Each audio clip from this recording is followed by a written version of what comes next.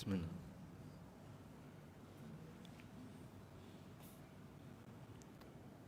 Assalamualaikum warahmatullahi wabarakatuh.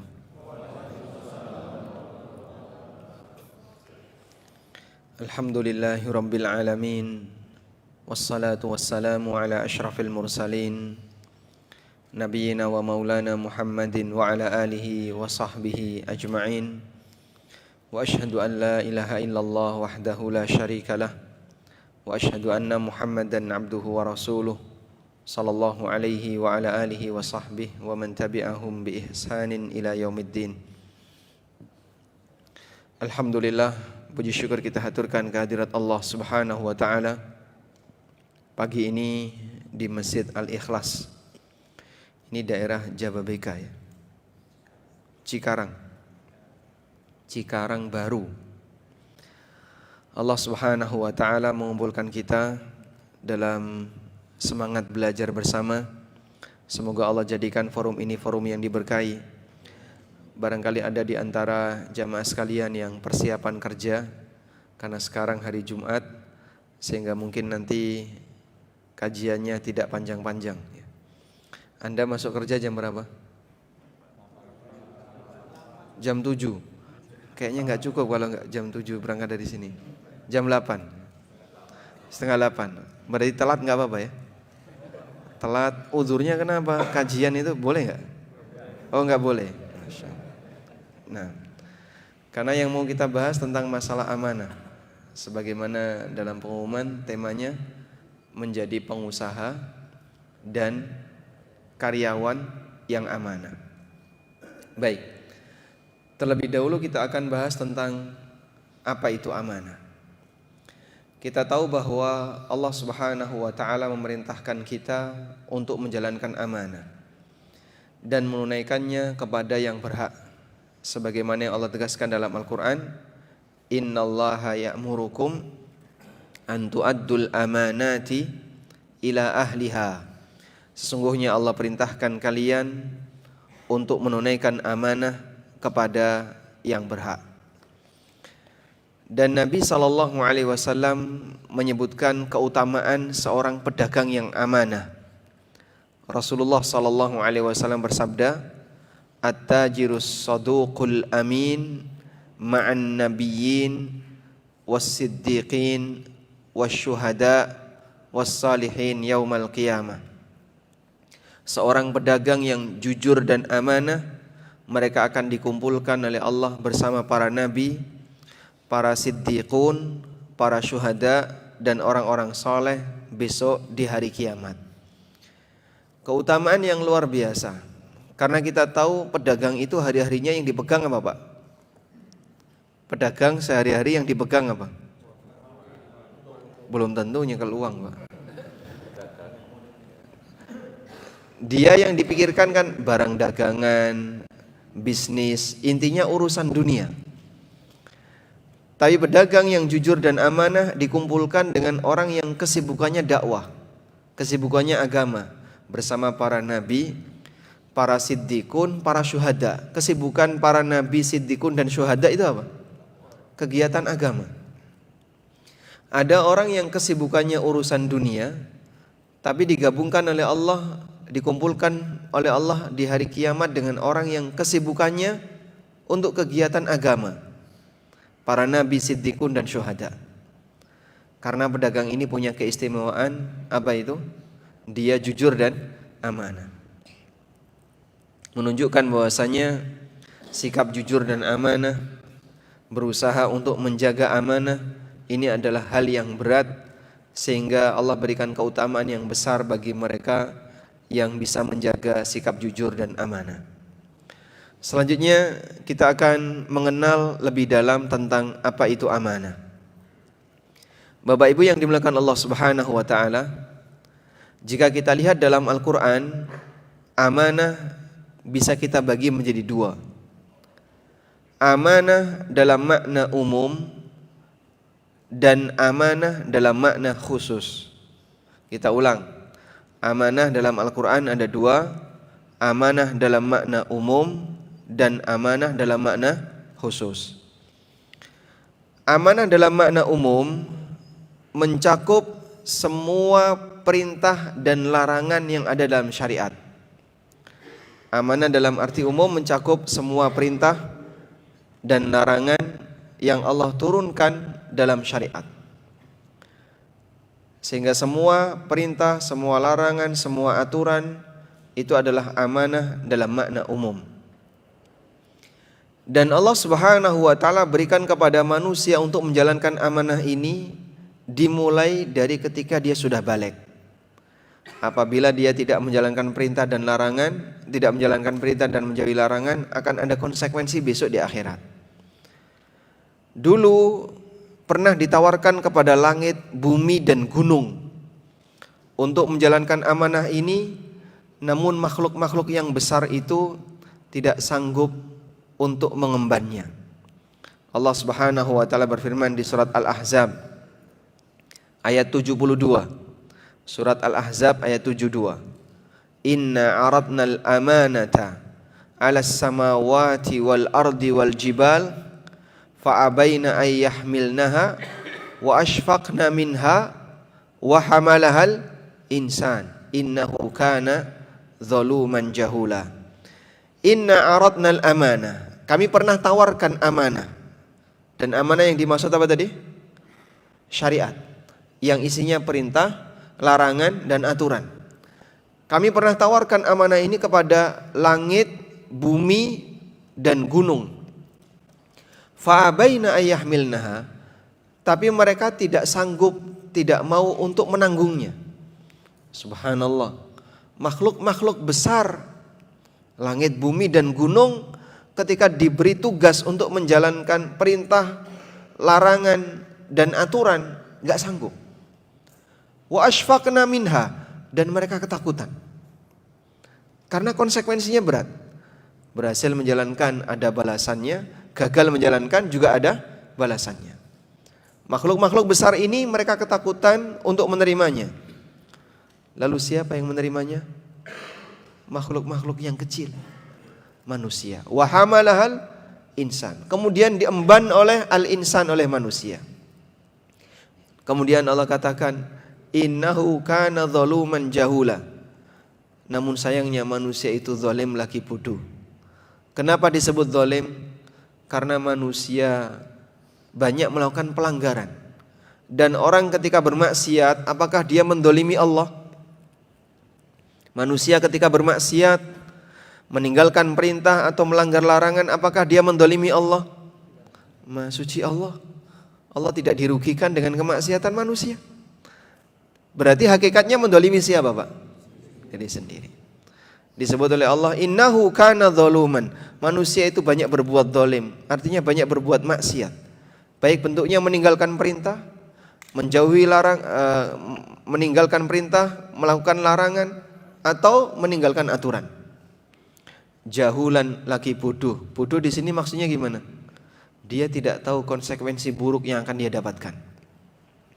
Sehingga saat dia diperingatkan, ini enggak boleh, kamu jangan ikut campur urusan saya. Ini wajib, harus kamu kerjakan. Kok ribet banget sih jadi orang beragama?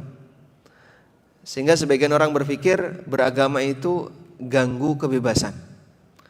Makanya dalam bahasa orang-orang hedonis, yang dalam pikiran dia hidup ini yang penting bersenang-senang, yang penting happy, bagi dia kosakata agama itu ganggu. Makanya agama harus dihilangkan. Sehingga jadilah mereka orang ateis atau turunannya ateis, hedonis. Disebabkan karena dia bodoh, dia enggak tahu konsekuensi yang akan dia dapatkan kelak di yaumil qiyamah. Maka Allah sebut manusia zaluman jahula. Dalam tafsir Ibnu Katsir rahimahullah, beliau menyebutkan beberapa keterangan ulama salaf berkaitan dengan makna amanah. Kata Al-Hafidz Ibnu Katsir, setelah menyebutkan beberapa keterangan para ulama, beliau mengatakan, wa kullu hadhil aqwali la tunafi bainaha bal hiya muttafiqatun wa raji'atun ila annaha at-taklif. Semua pendapat yang menyebutkan tentang makna amanah di surat Al-Ahzab ayat berapa tadi? 72, itu tidak saling bertentangan, namun semuanya selaras Dan kembali kepada makna yang dimaksud amanah di sini adalah at-taklif, beban syariat. Menerima perintah, larangan dengan aneka syarat yang ada di dalamnya. Wa huwa annahu idza qama bidzalika uthiba. Siapa yang mau melaksanakannya akan diberi pahala.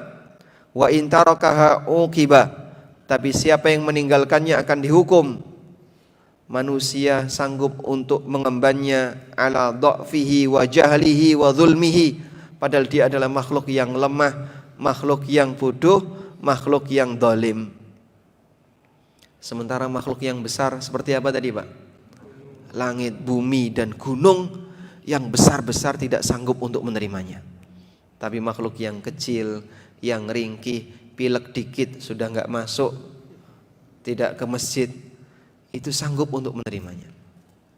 Baik.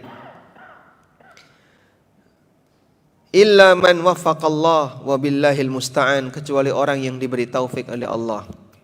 Makanya perbanyaklah mohon hidayah kepada Allah, memohon taufik kepada Allah, karena beban ini berat. Sampai makhluk-makhluk yang besar mereka tidak sanggup untuk mengembannya, sehingga kita mengembannya dan enggak mungkin ditolak. Pak, bisa enggak Pak? Kita menolak amanah itu, Kak. Tak kembalikan ya Allah, aku enggak mau. Ya enggak mungkin. Siapapun yang terlahir dan hidup di muka bumi ini, manusia maupun jin, dia otomatis mendapatkan amanah ini. Dengan adanya akal yang Allah berikan kepadanya, dan itu dimulai sejak usia baligh. Selanjutnya, kata Al-Hafidz kemudian Ibnu Jarir At-Tabari rahimahullah menyebutkan, wa aulal aqwali fi dzalika bis-shawab ma qalahu alladziina qalu innahu uniya bil amanati fi hadzal mawdi' jami'u ma'anil amanati fid din wa amanatin nas wa dzalika anna Allah lam yakhussa bi qawlihi aradna al amanata ba'da ma'anil amanat lima wasafna. Kata At-Tabari, menurutku pendapat yang lebih tepat dalam hal ini adalah pendapat yang mengatakan bahwa amanah yang Allah bebankan kepada hambanya itu mencakup semua amanah, baik amanah syariat maupun amanah berupa tanggung jawab antar sama hamba, maupun amanah berupa tanggung jawab antar sama hamba. Baik, intinya adalah bahwa amanah di sini adalah amanah di mana kita diperintahkan untuk menjalankan tugas sebagai hamba yang baik. Dan Allah Subhanahu wa taala memuji hambanya yang mau menjalankan amanah itu dengan baik. Sebagaimana karakter orang mukmin, gimana karakternya? Walladzina hum li amanatihim wa ahdihim raun. Orang mukmin yang beruntung adalah orang yang mereka, di situ ada dua makna. Pertama adalah bimakna syai'il ladzi yujadu 'indal amin. Salah satunya adalah amanah yang artinya sesuatu yang ada di tangan orang yang mendapatkannya secara legal. Contohnya ya, tadi ya, seperti wadiah, titipan dan seterusnya. Maka yang seperti ini harus ditunaikan. Contoh yang lain dari amanah adalah utang. Utang itu amanah. Maka kalau ada orang setelah pinjem duit, setelah utang, kok dia terus punya ilmu ninja bisa ngilang? Ada nggak kayak gitu? Jadi setelah utang tiba-tiba bisa ngilang, masya Allah. Dicari kok hilang, nggak ada. Biasanya sering muncul, apalagi dulu waktu masih butuh, berkali-kali muncul. Gimana, ada nggak utang? Nanti dulu tak cariin ya. Gimana, ada nggak? Tak tanya istri dulu. Gimana? Tanya istri dulu. Istrinya sudah ridho belum? Nah, muncul terus. Ketika lagi apa? Lagi butuh. Begitu sudah nerima, gimana? Ngilang. Orang ini tidak amanah ketika dia tidak mau menunaikan utangnya. Walladzi tumina amanatahu falyattaqillaha rabbah. Barang siapa yang dia mendapatkan amanah, maka dia wajib untuk menunaikannya dan hendaknya dia bertakwa kepada Allah Subhanahu wa taala. Sehingga utang itu adalah amanah. Baik. Barang yang kita sewa itu amanah. Anda punya tanggung jawab untuk menjaganya.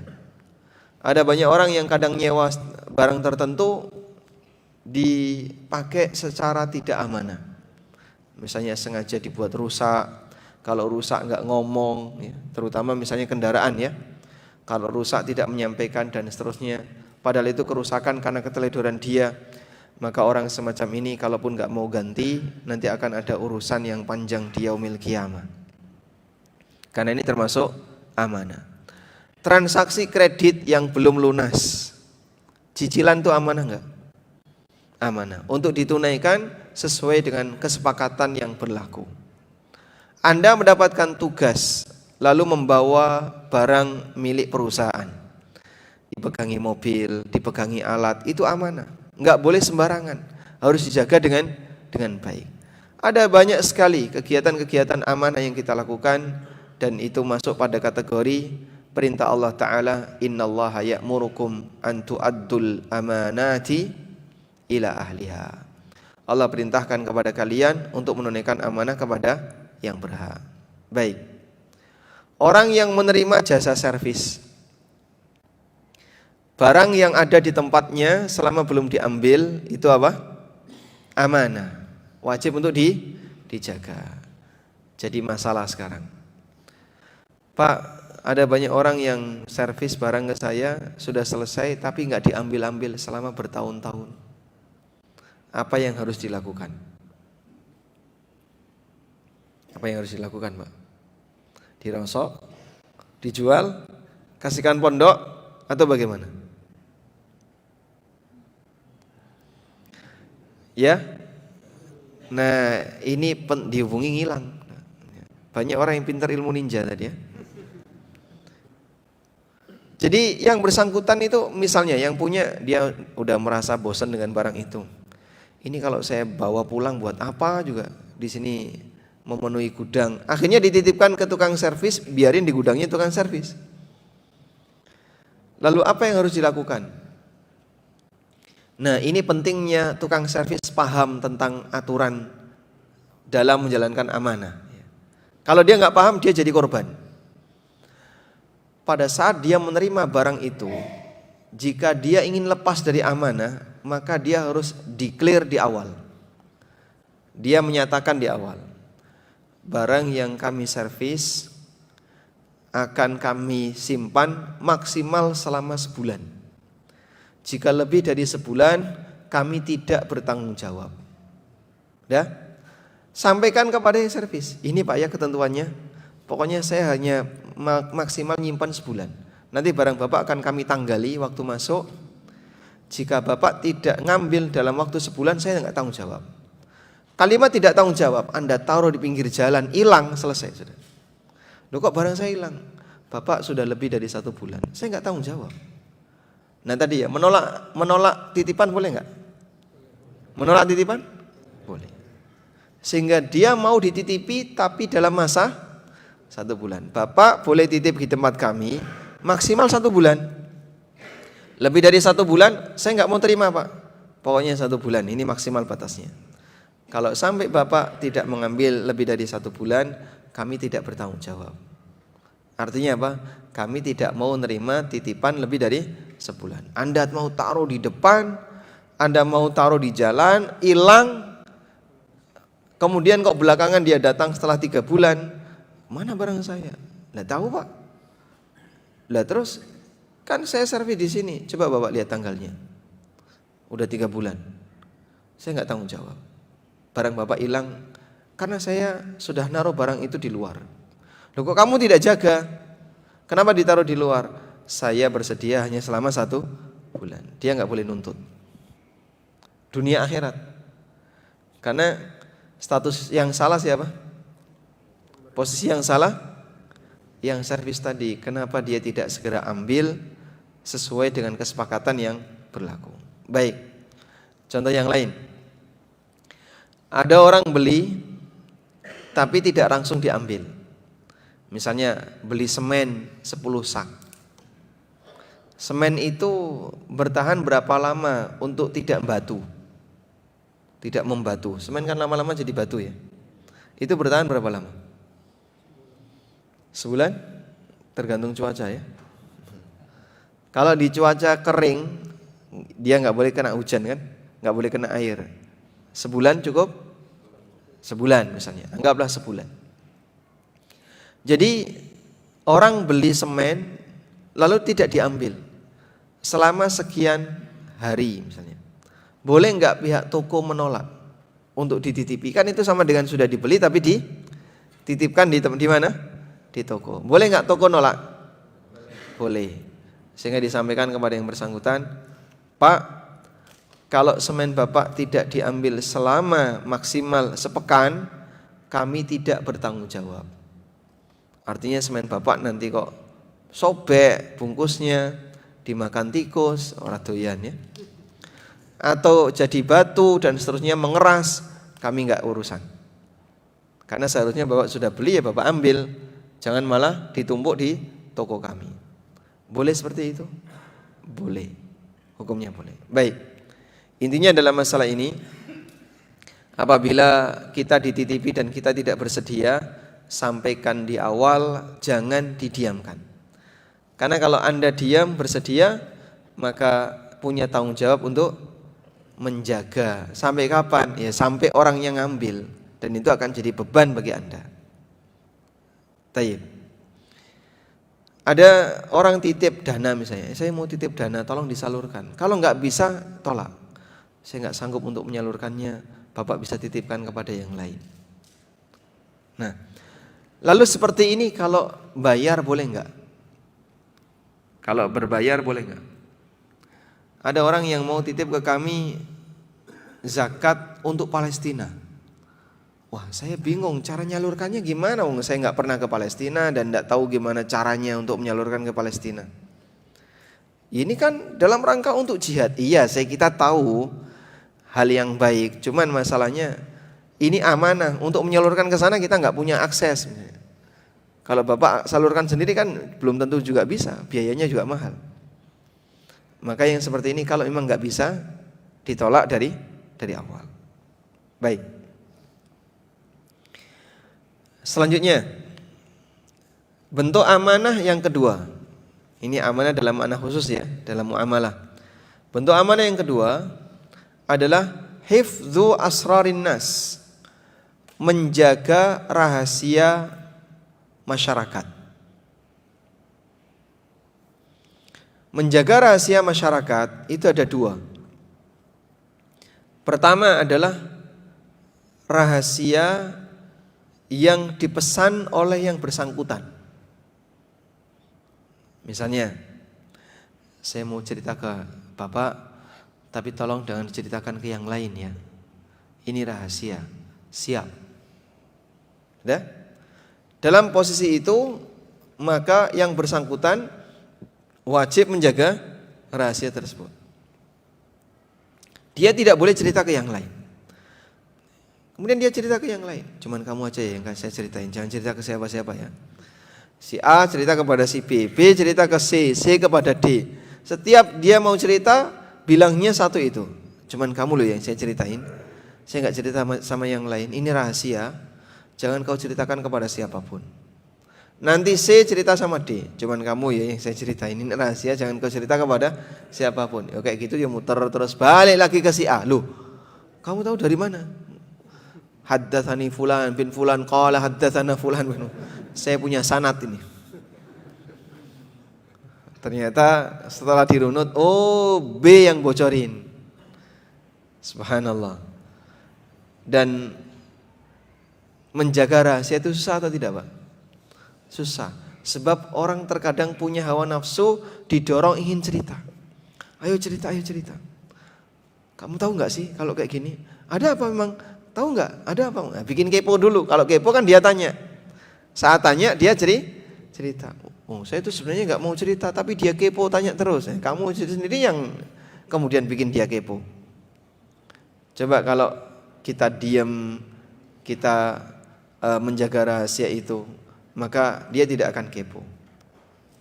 Nabi SAW pernah menyebutkan dalam hadis dari Abu Sa'id Al-Khudri radhiyallahu anhu, Rasulullah SAW bersabda, "Inna min a'dhamil amanati indallahi yaumal qiyamah." Di antara bentuk amanah yang paling besar di sisi Allah besok di hari kiamat adalah ar-rajulu yufdi ila imra'atihi wa tufdi ilaihi. Suami istri yang sedang melakukan hubungan badan, tsumma yanshuru sirraha. Lalu setelah itu mereka ceritakan kepada yang lain. Ada orang kayak gitu, Pak? Ada. Dia ceritakan pengalaman ranjangnya kepada orang lain. Dan ini pelanggaran terhadap amanah. Rawahu Muslim, hadis riwayat Muslim.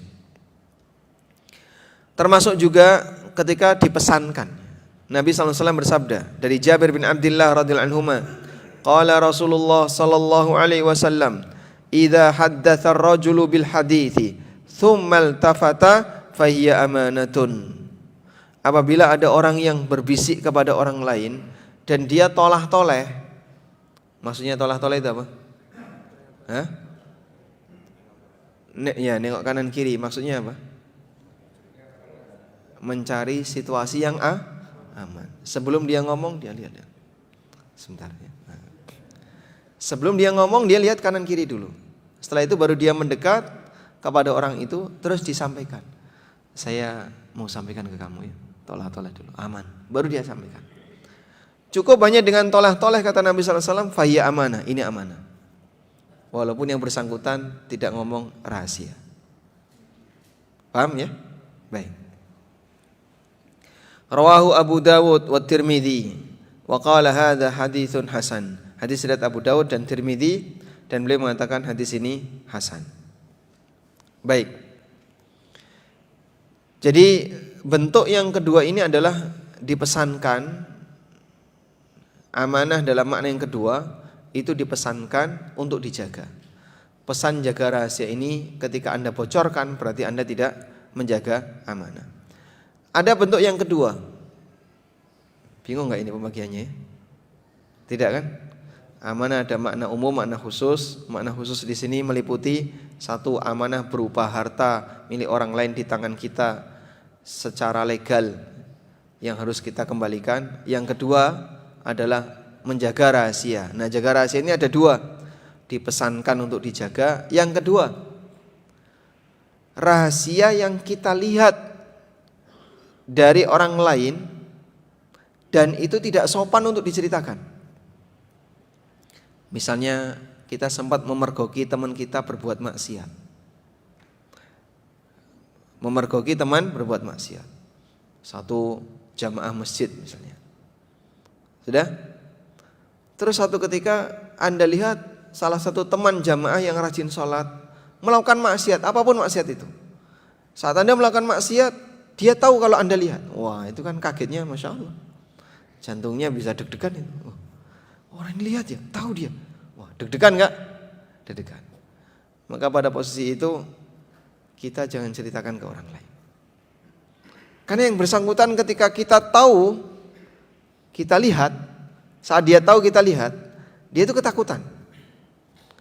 Nah, dalam posisi itu jangan diceritakan ke orang lain. Simpan rahasia ini, jangan kita beritahukan kepada orang lain, karena itu termasuk amanah. Itu termasuk amanah. Baik. Dan siapa yang menutupi aib orang lain, maka Allah akan menutupi aibnya. Man satara musliman satarahullahu fid dunya wal akhirah. Barang siapa yang menutupi aib orang lain, maka Allah akan menutupi aibnya di dunia dan di akhirat. Dan sebaliknya, jangan ngejar-ngejar aib, nyari-nyari kesalahan. Nemu kesalahan dikit, langsung dibeberkan di mana-mana. Bahkan kadang cuman keseleo, terus dibuat video. Oh, ini buktinya dia salah, beberkan kemana-mana. Jangan kayak gitu. Siapa yang mentatabba'a auratin nas, tatabba'allahu auratahu. Siapa yang suka mencari-cari aurat, cacat orang lain, maka Allah akan cari cacatnya. Nah, kalau Allah yang sudah nyari, pasti ketemu. Karena kita banyak aurat. Kita banyak aurat, yang dimaksud cacat ya. Kita banyak cacat. Sehingga ketika menemukan cacat pada orang lain, jangan bangga.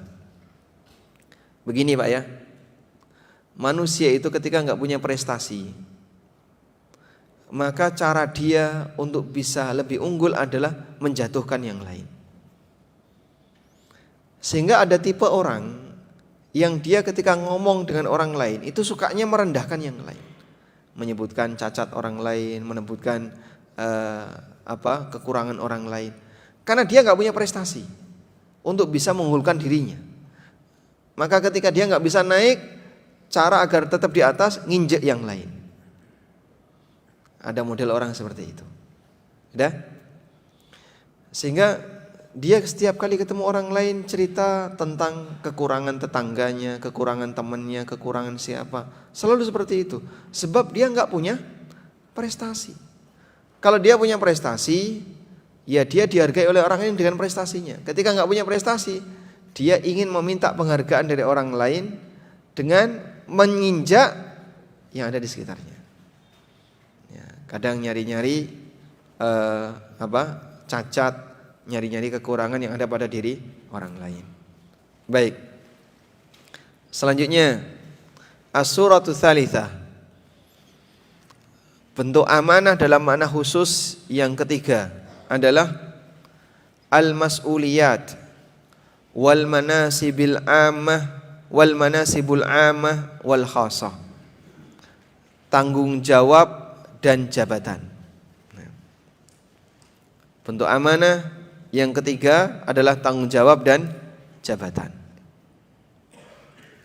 Sebagaimana disebutkan dalam hadis riwayat Bukhari dari sahabat Abu Hurairah radhiyallahu anhu, Nabi sallallahu alaihi wasallam pernah bersabda, "Idza duyyi'atil amanatu fantadhiris sa'ah."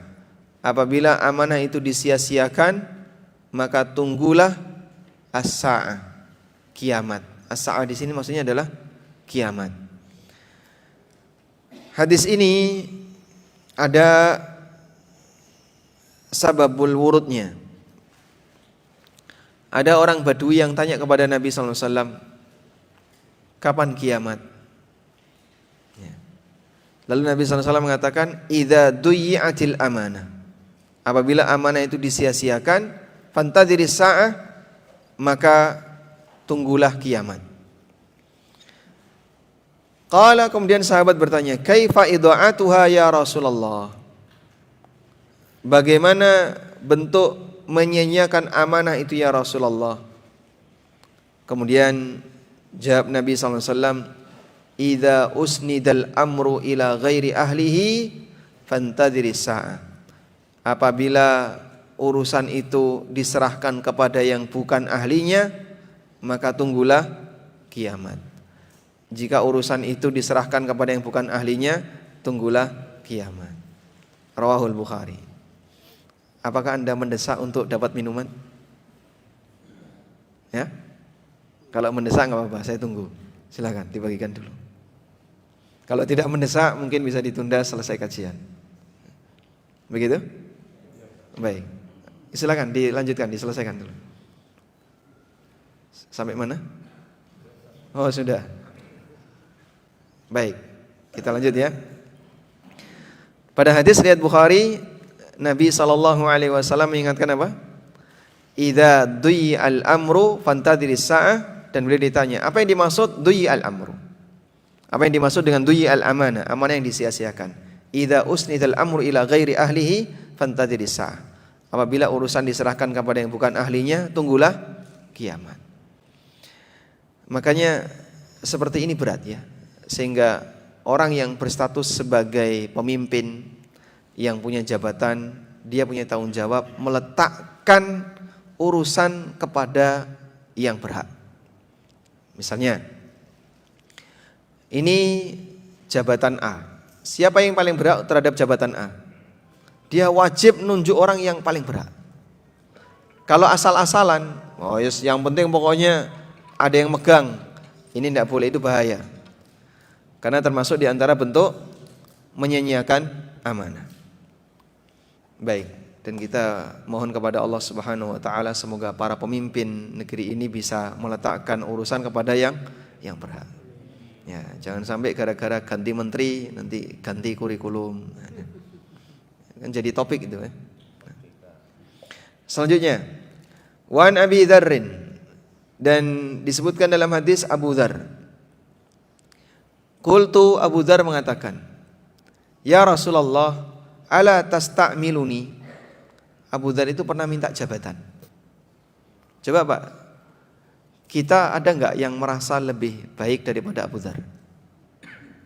Hah? Masya Allah Pak, kalau dibandingkan dengan Abu Dzar enggak ada apa-apanya kita ini Pak. Manusia seperti Abu Dzar, seorang sahabat yang hebat. Siapa nama aslinya Abu Dzar? Nama asli Abu Dzar Jundub. Dipanggil Nabi SAW ya Junaidib, ya. Panggilan sayang untuk Abu Dzar ya Junaidib. Isim tasghir untuk Jundub. Abu Dzar radhiyallahu anhu pernah minta kepada Nabi SAW, ala tasta'miluni ya Rasulullah, tunjuk saya sebagai amil. Amil zakat itu bertugas untuk narik zakat ke berbagai daerah, terus nanti dapat hadiah dari mereka. Dan kadang nanti dikasih oleh Nabi SAW jatah untuk amil. Fadaraba biyadihi ala mankibi. Lalu Nabi SAW menepuk pundaknya Abu Dzar. Ditepuk pundaknya. Ya Abu Dzar, innaka dhaif. Wahai Abu Dzar, kamu ini makhluk lemah. Subhanallah. Ya Abu Dzar, innaka dhaif. Wahai Abu Dzar, kamu ini manusia lemah. Bukan lemah fisik, tapi dinilai oleh Nabi SAW belum cocok untuk itu. Wa innaha amanah. Posisi ini adalah amanah. Kau ditunjuk sebagai amil itu amanah. Wa innaha yaumal qiyamati khizyun wa nadama. Dan besok di hari kiamat itu akan menjadi kerugian dan penyesalan. Illa man akhadhaha bihaqqiha. Kecuali orang yang mengambil jabatan itu dengan haknya. Wa addalladzi alaihi fiha, dan menunaikan apa yang menjadi kewajibannya. Rawahu Muslim. Hadis riwayat Muslim. Enggak kebayang setingkat Abu Dzar enggak dikasih jabatan oleh Nabi SAW, bahkan disebut innaka dhaif, kamu ini manusia lemah. Masya Allah. Kita kayak apa? Makanya kadang kalau lihat orang-orang yang nyalon ya, tolong pilih saya, pilih saya, pilih saya. Semuanya pengen dipilih. Sebelum dia kepilih, dia berharap disayang masyarakat. Padahal itu adalah amanah besar. Mungkin dalam perasaan orang itu, dan ini termasuk pengkhianatan dari awal. Dia minta untuk dipilih. Keluar modal enggak? Ikut kontestasi pemilu itu keluar modal enggak? Keluar. Dia keluar modal menjadi salah satu kontestan. Baik. Ketika dia keluar modal, apa pikiran dia kalau terpilih? Ya. Dia berpikir gimana nanti bisa balik modal. Saat dia berpikir gimana bisa balik modal, apakah dia sudah punya perencanaan kira-kira celah apa saja yang bisa digunakan untuk balik modal? Ya, kalau menggunakan gaji normal cukup nggak kira-kira? Nggak cukup. Hanya ditempuh dalam waktu 5 tahun. Kalau pakai gaji normal, mending jadi ASN, mending jadi karyawan perusahaan A, perusahaan B. Tapi dalam pikiran dia masih ada beberapa ruang-ruang yang saya bisa dapatkan duit untuk balik modal. Itu kan sama dengan pilih saya, tapi nanti saya akan balik modal. Dengan caranya gimana? Narik dana dari masyarakat. Bisa jadi dia sudah punya niat untuk mengkhianati dari awal. Waliyadzubillah. Makanya Nabi SAW ngasih peringatan, wa innaha yaumal qiyamati khizyun wa nadama. Dan besok di hari kiamat semacam ini adalah kerugian dan penyesalan. kecuali orang yang bisa menunaikannya dengan benar. Wallahu alam. Baik. Amanah ada berapa, Pak? Ada dua makna, makna umum dan makna khusus. Apa arti amanah dalam makna umum? Semua syariat Allah yang Allah berikan kepada siapa? Hambanya, kepada jin dan manusia. Amanah dalam arti yang lebih khusus, amanah dalam muamalah sama manusia. Dan itu ada 3 makna. Yang pertama apa? Amanah berupa harta milik orang lain yang ada di tangan kita secara legal. Meliputi contohnya harta titipan, utang, barang temuan, sewa, dan seterusnya. Baik, nemu barang itu apakah otomatis jadi milik kita? Tidak. Terus harus diapain? Cari pemiliknya dengan cara diumumkan. Baik. Barang temuan itu ada 2. Ada barang temuan di permukaan tanah, ada barang temuan di dalam tanah. Nah, barang temuan yang seperti apa yang wajib diumumkan? Di dalam tanah atau yang di permukaan tanah? Di permukaan. Kalau yang nemu di dalam gimana? Wajib diumumkan enggak? Kenapa? Ya, harta karun. Misalnya gali sumur, nemu piring emas misalnya, sendok emas. Apakah wajib diumumkan? Kenapa tidak? Rezeki nomplok. Kalau kita menemukan harta karun yang gali sumur, nemu guci misalnya, apakah wajib diumumkan? Tidak. Kenapa tidak? Banyak yang ngaku, pemiliknya pas sudah nggak ada, Pak. Itu kan peninggalan orang dulu. Iya. Kamu cari orang dulu siapa namanya? Enggak tahu. Yuk dicari ahli warisnya. Orangnya aja enggak kenal apalagi ahli warisnya. Sehingga karena pemiliknya sudah enggak ada, mau diumumkan ke siapa? Beda dengan yang ada di permukaan. Maka untuk yang ditemukan di dalam tanah itu statusnya rikaz. Boleh langsung dimiliki otomatis. Bapak nggali lalu nemu guci emas misalnya, otomatis langsung Bapak miliki. Selanjutnya dizakati berapa? 20%. Ya. 1/5. Wa fir rikazi al-humus. Untuk rikas ada zakat 1/5. Baik. Selanjutnya untuk barang temuan di permukaan. Barang temuan di permukaan dibagi menjadi 2. Pertama, ditemukan di tanah haram. Ditemukan di tanah haram, kalau nggak sanggup mengumumkan, jangan diambil. Karena luqatatul haram, barang temuan di tanah haram itu punya aturan yang lebih ketat dibandingkan di selain tanah haram. Kalau ditemukan di selain tanah haram, misalnya di Cikarang tanah apa, Pak? Tanah merah, ya. Kalau orang nemu barang di Cikarang misalnya, maka jika dia sanggup mengumumkan, umumkan. Karena mengumumkan itu juga beban. Wah, tapi saya nggak sanggup mengumumkan ya. Saya sering ke luar negeri, saya sering ke sini, saya sering bingung nanti kalau ada orang yang nyari-nyari malah saya sibuk sendiri. Nggak usah diambil. Ketika nggak sanggup untuk mengumumkan. Tapi kalau sanggup, umumkan. Ya. Setelah diumumkan, jika dalam waktu 1 tahun nggak ada yang ngambil, statusnya barang itu gimana, Pak? Jadi milik penemu. Jika dalam waktu 1 tahun tidak ada yang ngambil, maka barang itu menjadi milik siapa? Penemu. Bisa dipahami ya? Batasnya berapa lama? 1 tahun. Bagaimana kalau ada orang yang nemukan barang dari awal sudah punya niat untuk memiliki? Nemu jam tangan itu, wah, seneng ya, diambil, langsung disembunyikan. Udah.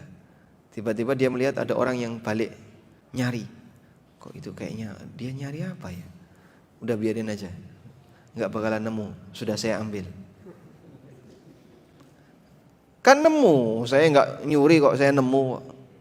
Dan orang nemu kan tidak berdosa. Iya, nemunya nggak dosa. Tapi ketika Anda punya keinginan untuk memiliki itu, jadinya gosop, jadinya merampas. Orang nemu dengan niat untuk dikembalikan, ini amanah. Orang nemu dengan niat untuk dimiliki dan tidak dikembalikan, namanya gosop, merampas. Dosa besar. Dan banyak orang seperti itu. Baik. Oleh karena itu barang temuan luqotoh tidak dizakati, tapi diumumkan, setelah diumumkan baru dimiliki. Beda dengan rikas. Rikas begitu ketemu langsung dizakati 20%. Wallahu a'lam. Selanjutnya apa lagi? Menjaga rahasia, baik yang dipesankan atau kita memergoki rahasia orang lain. Lalu yang ketiga, tanggung jawab, jabatan, dan beban amanah yang diemban oleh para aparat dan pejabat. Ini amanah. Kalau dia tidak bisa menjalankan dengan baik, maka terlarang bagi dia untuk menerimanya. Wallahu a'lam. Baik, mungkin demikian yang bisa kita sampaikan sebagai pengantar. Sudah syuruk belum, Pak? Sisa waktu kita kembalikan ke panitia, barangkali ada yang mau disampaikan, kami persilahkan. Wassallallahu ala nabiyyina Muhammadin wa ala alihi wa sahbihi wasallam. Jazakallahu khairan kepada Al-Ustaz atas pemaparannya, dan bagi jamaah yang memiliki pertanyaan silakan ditulis dan dilakukan ke depan. Terima kasih.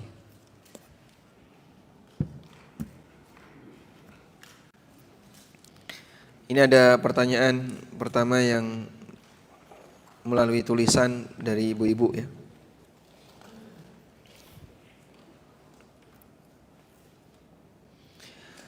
Assalamualaikum warahmatullahi wabarakatuh. Waalaikumsalam warahmatullahi wabarakatuh. Aset yang kita miliki seperti rumah, ruko, kontrakan yang sudah kita iklankan untuk dijual, apakah wajib masuk hitungan zakat mal? Jawabannya tidak. Karena Anda sewaktu mengiklankan itu tujuannya bukan dalam rangka untuk dagang, tapi dalam rangka untuk butuh duit. Misalnya begini, ada orang punya mobil, saya bosan sama mobil ini, saya mau ganti, tak jual. Diiklankan dalam waktu 3 tahun gak laku-laku. Padahal mobil itu mahal. Misalnya anggaplah harganya 300-an juta. 3 tahun gak laku-laku, gimana itu Pak? Dizakati gak? Tidak. Anda jual mobil itu tujuannya adalah untuk ganti mobil yang lain, atau bosan, atau karena faktor yang lainnya. Sehingga dalam hal ini Anda iklankan mobil tersebut sifatnya bukan untuk dagang. Beda dengan dagang ya. Barang dagangan itu ketika kita beli dari awal tujuannya memang untuk dagang. Beli dari awal tujuannya untuk dagang. Sehingga kalau Anda mengiklanin rumah, ruko, tujuannya dalam rangka karena butuh duit, maka tidak wajib dizakati. Wallahu a'lam. Apakah perhiasan yang dipakai terkena zakat? Bagaimana jika total berat perhiasan tersebut belum mencapai nisab? Apakah harus digabung dengan saldo? Baik. Ulama beda pendapat mengenai perhiasan yang dipakai, dan pendapat yang lebih mendekati kena zakat. Ada satu buku yang baru saja kami terbitkan ya, judulnya Fikih Zakat Kontemporer. Insya Allah pembahasan seperti ini kami cantumkan, termasuk batasan barang dagangan, kapan ini masuk barang dagangan yang wajib dizakati dan kapan yang tidak wajib dizakati. Kemudian juga perhiasan, apakah perhiasan itu wajib dizakati atau tidak, ada rincian di situ. Dan pendapat yang lebih kuat, untuk perhiasan yang dipakai wajib dizakati.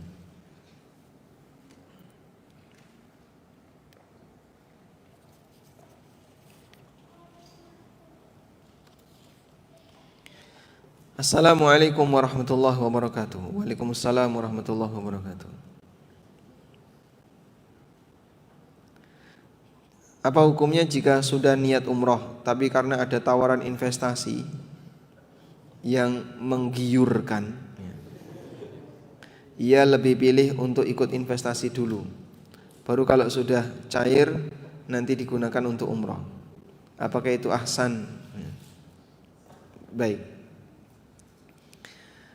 Kalau sebatas niat dan keinginan terus Anda batalkan, boleh-boleh saja. Karena ketika belum tertunaikan, maka dalam posisi ini Anda punya pilihan antara lanjut atau dibatalkan. Mungkin saya bisa bagi menjadi 3 keadaan ya. Pertama, orang sudah mengambil mikot untuk umroh, nggak boleh batal walaupun umroh sunnah. Misalnya dia di Madinah terus ke Bir Ali, Dzulhulaifah. Sampai di Bir Ali dia ngambil mikot. Dah? Kemudian ketika menuju ke Mekah, tiba-tiba ada yang menghubungi dia. Ini urgent, kamu harus segera pulang. Jangan dilanjutkan. Pokoknya harus segera pulang, urgent. Batalin itu enggak boleh. Allah Subhanahu wa taala berfirman, "Wa atimmul hajja wal umrata lillah." Sempurnakanlah haji dan umrah untuk Allah. Maka membatalkan enggak boleh. Yang kedua, Anda sudah bayar DP atau apapun, terus punya keinginan untuk dibatalkan. Karena Anda sudah bayar, berarti sebagian duit Anda sudah Anda gunakan untuk daftar, lalu dibatalkan. Apakah ini boleh? Jawabannya boleh, meskipun kurang bagus.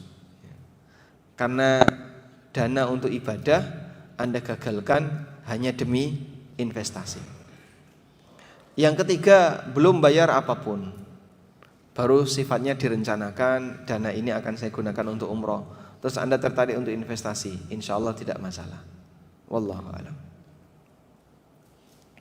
Apa hukumnya melaksanakan sholat tahajud berjamaah bersama rombongan travel ketika sedang safar umroh di Masjidil Haram atau Masjid Nabawi? Insya Allah tidak apa-apa ya. Jadi dulu para sahabat seperti itu, jamaah kecil-kecil dalam jumlah banyak. Di Masjid Nabawi juga seperti itu. Sekarang jamaah-jamaah umroh jam 2 karena sudah bangun, buat tahajud kecil-kecil di pelataran Masjid Nabawi. Tidak masalah sholat tahajud berjamaah.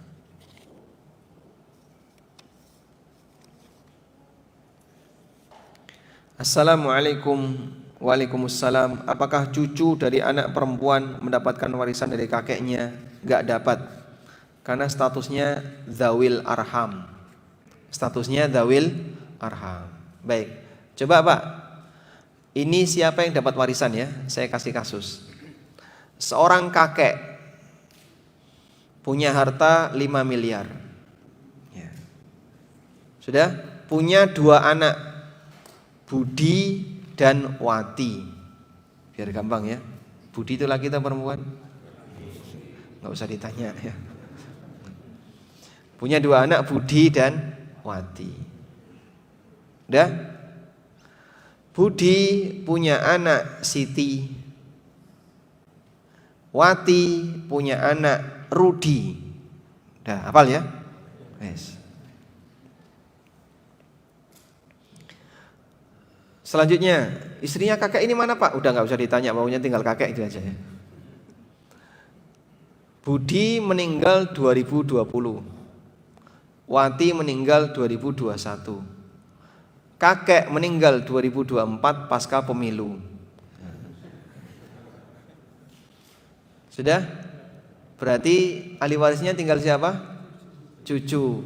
Ada siapa saja? Siti sama Rudi. Siti anaknya siapa? Budi. Rudi anaknya? Siapa yang dapat warisan? Hanya Siti. Hanya Siti. Rudi nggak dapat. Ya, karena cucu dari perempuan. Cucu dari anak perempuan.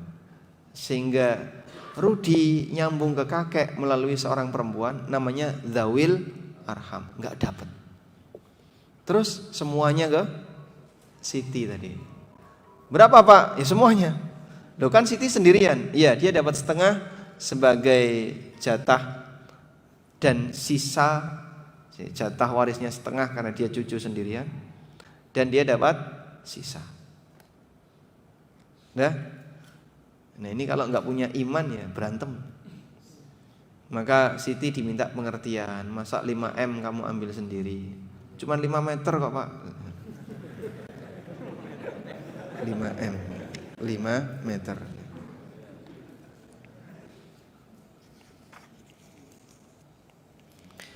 Bagaimana hukum menemukan barang dalam tanah milik orang lain? Kondisi kita sebagai pekerja penggali tanah, maka yang berhak pemiliknya, pemilik tanah. Anda sebagai pekerja penggali tanah ya, misalnya penggali sumur, di tanahnya A, sumur A di tanahnya A, terus nemukan barang, maka itu milik A.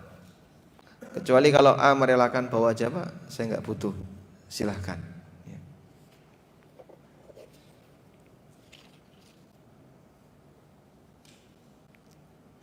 Assalamualaikum warahmatullahi wabarakatuh. Waalaikumsalam warahmatullahi wabarakatuh. Apa hukumnya melakukan program bayi tabung? Apakah itu termasuk ikut campur urusan Allah? Nanti kerja juga ikut campur urusan Allah jadinya. Kan rezeki sudah ditetapkan, udah nggak usah kerja, itu urusan Allah. Kalau kerja nanti ikut campur urusan Allah. Ini pemahaman kayak apa kayak gini? Kalau Anda tahu hal yang gaib, silakan nggak kerja. Kalau tahu takdir ya. Usia berapa Mas? 34. Sudah punya takdir rezeki belum? Ya pasti ya. Sejak sebelum dilahirkan ya. Berapa jatah rezeki Bapak sampai mati? Hah? Nggak tahu. Kita nggak tahu. Dan tidak ada yang tahu. Andaikan kita tahu, saya tahu kok Pak, jatah takdir rezeki saya jatahnya 5 miliar sampai mati. Dan kalau begitu diam aja nggak apa-apa. Nanti pasti akan datang. Tapi kan saya nggak tahu. Nah karena nggak tahu kerjalah. Karena kita nggak tahu berapa jatah rezeki kita, maka kita kerja. Carilah yang terbaik untuk mendapatkan janji rezeki itu. Paham ya? Baik. Anak juga sama. Maka bayi tabung gimana Pak? Ya boleh. Dengan syarat ya. Antara air mani dengan sel telur berasal dari suami istri, lalu nanti hasilnya ditanam di rahim istrinya, jangan orang lain. Kalau ditanam di orang lain haram, harus ditanam di rahim istrinya sampai kemudian melahirkan. Wallahu a'lam. Apakah mengkritik orang lain merupakan membuka aib orang lain?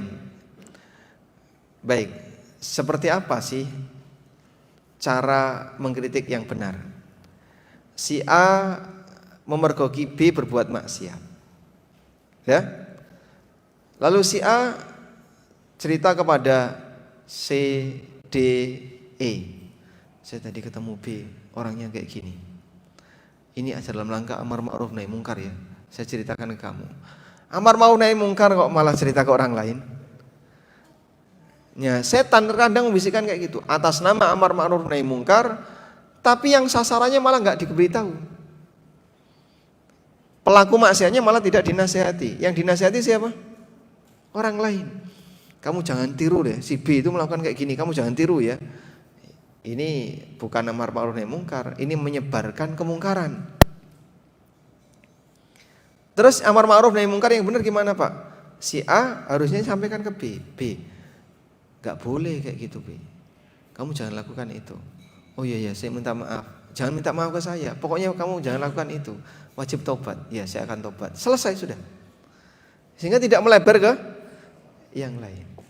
Nah yang dimaksud mengkritik yang mana ini? Di muka umum atau disampaikan langsung ke pelaku?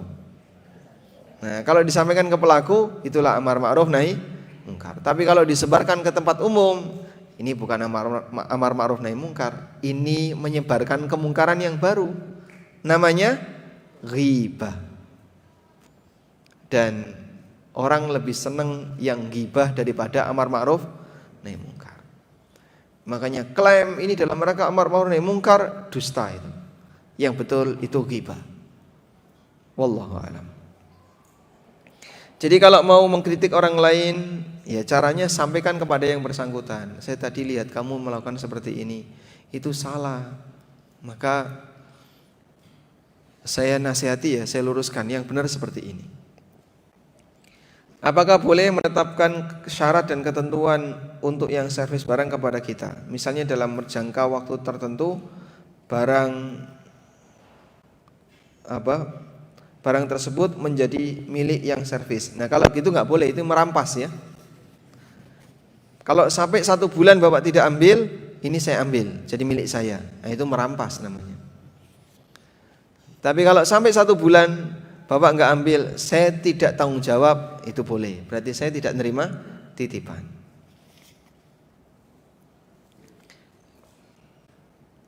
Bolehkah kita membeli barang bahan material bangunan? Contoh besi, semen, DLL, kita beli hari ini dan diambilnya 2 tahun kemudian dengan harga barang di awal yang kita beli. Bolehkah hal ini?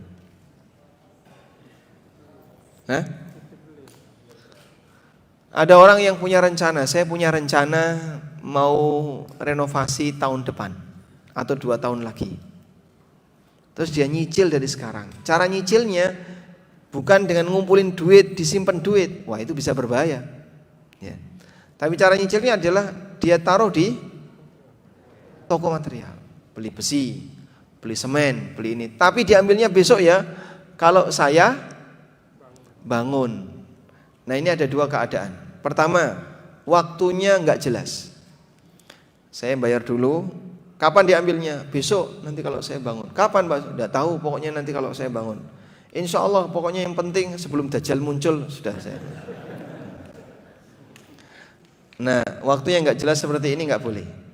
Jadinya gharar. Yang kedua, waktunya jelas. Saya beli ini uang tunai, nanti akan saya ambil 2 tahun ke depan. Nah ini jual beli salam. Jual beli salam. Nah pakai harga yang mana Pak? Terserah, mau sekarang boleh, mau harga besok boleh. Karena sekarang harganya, kalau besok kan tidak tahu ya. Maka harga yang disepakati adalah harga sekarang. Saya ulang ya, untuk harganya wajib harga sekarang, bukan terserah. Wajib harga sekarang. Sehingga misalnya semen per sak berapa? Sekarang 50.000. Baik, saya beli 100 sak. Saya mau bangun apartemen. Dia beli 100 sak. Langsung bayar 100 sak semen tunai. Nah, akadnya namanya akad salam. Terus semennya kapan? 2 tahun lagi. Nah, maka depo semen menerima uang senilai 100 sak semen untuk harga 50.000 dan 2 tahun lagi baru diserahkan. Misalnya kalau 2 tahun lagi harga semen jadi 55.000, tidak boleh ada kenaikan harga. Wallahu a'lam. Tapi syaratnya apa tadi? Wajib tunai.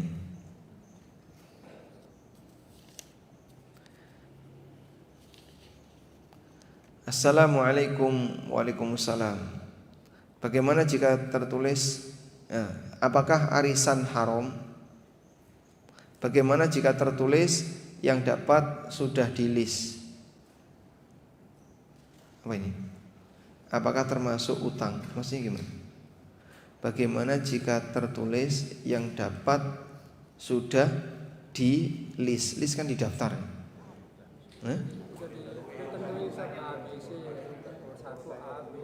Oh gitu, yang dapat sudah ditentukan A, B, C sesuai urutan nama-nama yang sudah tertulis. Baik. Arisan itu boleh atau tidak?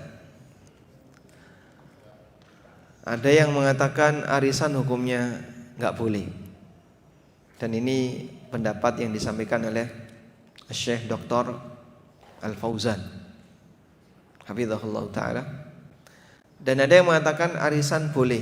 Ini pendapat jumhur ulama. Dan wallahu alam, pendapat yang lebih mendekati adalah pendapat jumhur. Dengan syarat, 1, apa yang dia terima sama dengan apa yang dia serahkan. Apa yang diterima sama dengan yang disetorkan. 2, semua punya hak yang sama. Baik orang pertama maupun orang terakhir. 3. Yang ketiga, tidak boleh ada gharar di bandar. Gharar di bandar itu seperti ini. Bandar tidak perlu bayar. Misalnya arisan stoknya 100 ribuan, bandarnya nggak perlu stok, tapi dia harus nanggung resiko. Jika nanti ada salah satu anggota yang dapat terus ngilang, maka bandar yang harus gantiin. Berarti dalam posisi ini bandar gimana Pak? Nggak jelas. Bisa saja dia dapat dan bisa tidak dapat. Maka arisan seperti ini jadinya gharar. Wallahu a'lam. Nah, masalah teknis yang dapat duluan siapa, boleh pakai undian, boleh pakai urutan list tadi. Ini hanya masalah teknis siapa yang dapat duluan. Nah, kita sampai jam berapa? Ya? Oh, berarti masih lama ya? 6.30, Masya Allah. Tapi jamaah kayaknya sudah pengen pulang. Ya? 6.30. Serius 6.30? 6.15. Baik. Coba kita bacakan pertanyaan yang lainnya. Tadi ada pertanyaan yang cukup banyak isinya. Saya bacakan lagi. Apabila seorang pengusaha memulai usahanya dengan pinjaman riba, apakah uang atau untung yang dia peroleh itu halal atau bagaimana? Jawabannya, coba lihat ini. Si A punya toko kelontong, jualan aneka sembako dan seterusnya. Karena dia ingin ekspansi, dia pinjam modal dari bank senilai 200 juta. Sehingga isi tokonya jadi lebih banyak dan meriah. Baik. Ketika isi tokonya lebih banyak dan meriah, maka pendapatan si A jadi naik. Lalu dia bisa gunakan untuk nyicil ke bank plus apa lagi? Dia bisa mengembangkan toko tadi, dapat keuntungan. Misalnya ya, dari 200 juta itu, terus dia per bulan omsetnya naik jadi 30 juta per bulan. Untung dia kurang lebih 30%, berarti 10 juta per bulan. Pertanyaannya adalah 10 juta ini halal atau haram? Haram. Kenapa haram? Dapatnya haram. Jualan itu haram kan? Saya mau tanya, dia dapat 30, tadi kan omsetnya berapa? 30 juta. Dia dapat 30 juta itu dari hasil jualan atau dari hasil transaksi riba? Jualan. Dia dapat 30 juta itu kan dari hasil jualan. Dia utang 200 juta dari bank, terus dia gunakan untuk beli barang-barang, ya. Terus dia jualan, omsetnya 30 juta. Maka omset 30 juta itu dari hasil jualan atau dari hasil riba? Jualan. Maka status harta turunan itu mengikuti asalnya. Asalnya dari mana? Jualan. Maka turunannya halal. Tapi Pak, modalnya kan dari bank. Baik. Modal dari bank 200 juta. 200 juta ini uang riba atau uang halal?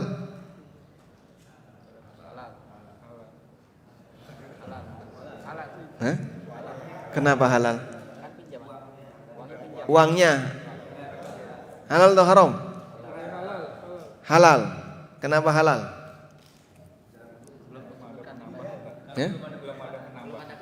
Iya. Ribanya itu yang mana sih? Ribanya yang mana? Bunganya. Utang 200, ini kan uang utang, bukan uang riba.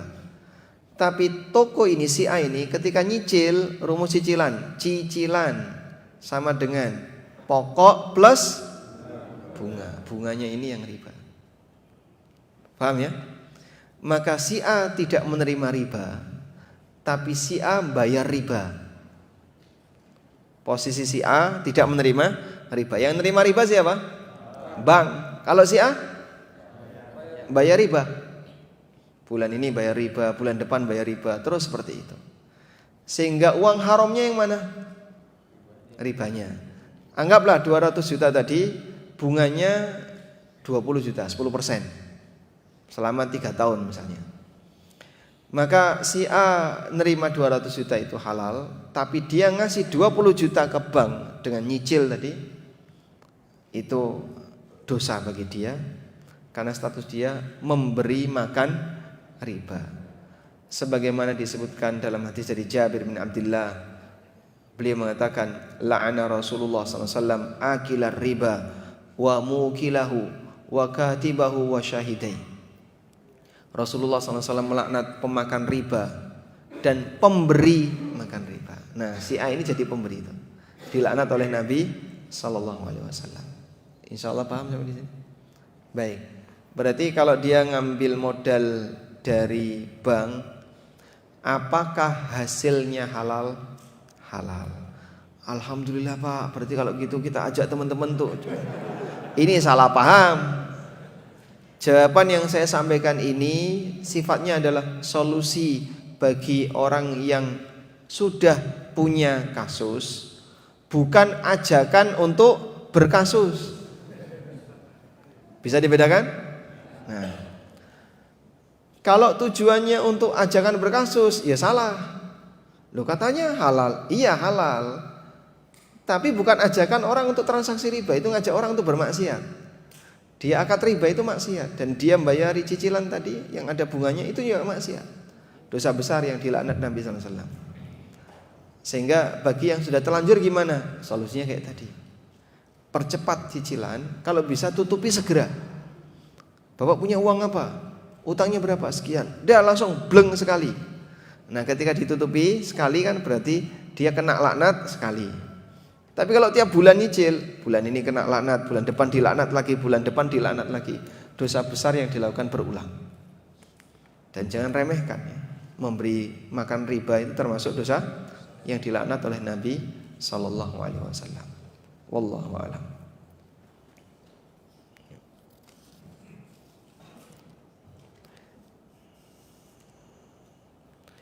Assalamualaikum warahmatullahi wabarakatuh. Waalaikumsalam warahmatullahi wabarakatuh. Apa hukumnya transfer uang lewat teman yang buka jasa transfer, tapi kasih uangnya belakangan sejumlah uang yang ditransfer plus jasa transfer? Kalau ini jadi syarat nggak boleh. Tolong talangi dulu ya. Kalau kamu talangi, saya nanti mau bayar admin, biaya admin. Kalau enggak ya enggak jadi. Saya mau transfer ke si A, terus saya minta kepada B, tolong transferkan si A senilai 5 juta. Tapi kamu harus talangin dulu, uangnya baru besok. Sudah, nanti saya talangi dan kena biaya administrasi 300.000. Misalnya, kalau seperti ini caranya, jadinya ya riba. Ribanya di mana? Bukannya admin. Kemahalan ya. Admin kok 300.000, kemahalan. Misalnya anggaplah 50.000 udah. Adminnya 50.000. Boleh atau tidak? Menggabungkan utang dengan jual beli jasa enggak boleh. Menggabungkan utang dengan jual beli jasa enggak boleh. Karena dalam hal ini ada jual beli jasa, yaitu jasa apa? Ngirim uang tadi, transfer, lalu dia dapat fee, digabungkan dengan utang. Dan Nabi SAW mengatakan, la yahillu salafun wa bai'. Jual beli tidak boleh digabungkan dengan utang.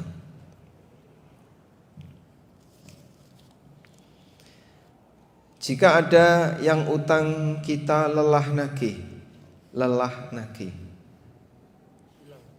Jika ada yang utang kita lelah nagih. Ini yang utang yang mana? Kita atau kita yang lelah? Ini komanya nggak ada masalahnya ya.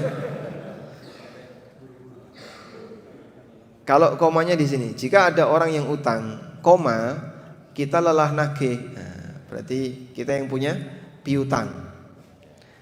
Udah bertahun-tahun akhirnya kita membiarkan tidak nagih. Apa itu terhitung lunas? Ya tergantung Anda. Anda ikhlas atau tidak? Belum ikhlas Pak Ustaz, saya nggak ikhlas. Ya sudah, berarti belum lunas. Nanti akan ditagih di akhirat.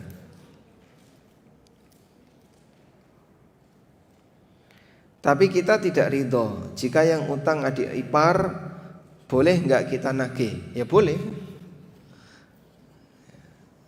Jadi kalau Anda belum ikhlas, silahkan tagih.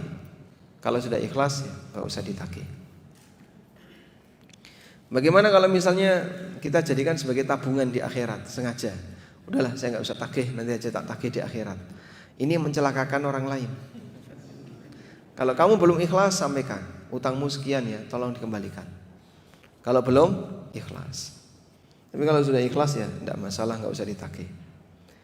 Assalamualaikum. Waalaikumsalam. Ibu saya meninggal 10 bulan yang lalu. Beliau meninggalkan suami dan 2 orang anak.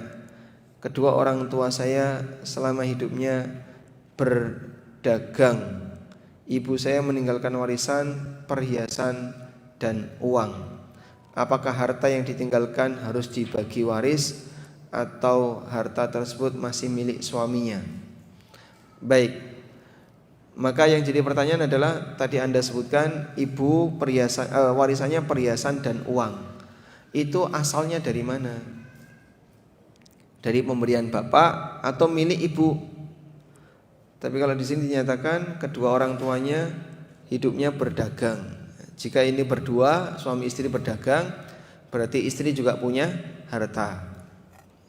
Maka ada kemungkinan besar emasnya tadi murni milik ibu. Kalau murni milik ibu, berarti itulah yang diwariskan. Tidak harus nunggu bapak meninggal. Kalau harus nunggu bapak mati, ya terlalu lama nanti. Padahal itu hartanya ibu, bukan hartanya bapak. Wallahu a'lam.